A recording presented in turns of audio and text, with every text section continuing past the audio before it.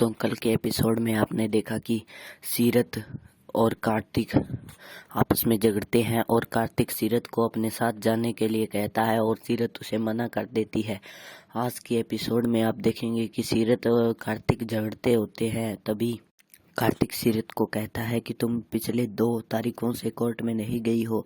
अगर तीसरी तारीख पे भी आप कोर्ट में नहीं गई तो आपको लोग भगोड़ी कहेंगे।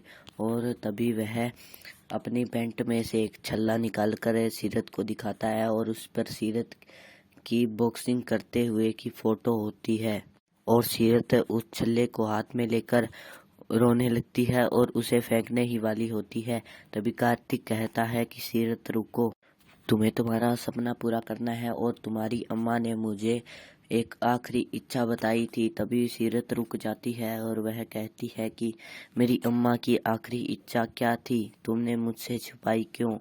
तभी कार्तिक बताता है कि तुम्हारी अम्मा की आखिरी इच्छा थी कि तुम एक अच्छी बॉक्सर बनो और गोल्ड मेडलिस्ट हो और तुम्हें गोल्ड मेडल मिले। और तभी वह आपस में बात कर कर चली जाते हैं।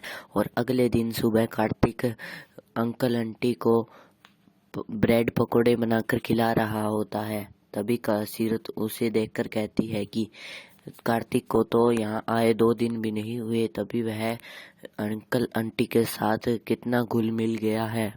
और तो वहाँ पर अंकल आंटी से कहते हैं कि तुम ब्रेड पकोड़े मत खाना, तुमने कल भी बहुत कुछ खा लिया था, जैसे केक, पेस्ट्री, पास्ता, समोसा।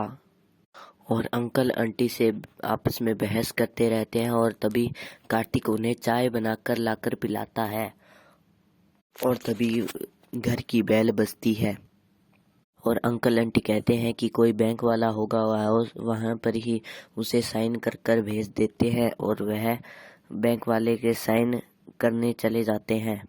और अगले दिन कार्तिक सीरत को कहता है कि जब तक तुम मेरे साथ नहीं चलोगी मैं यहाँ से नहीं जाऊंगा।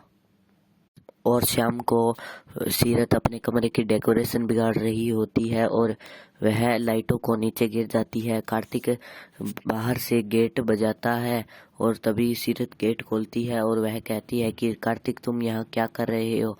तभी वह कार्तिक को कमरे में नहीं आने देती और कार्तिक खुद जबरदस्ती से कमरे में बढ़ जाता है और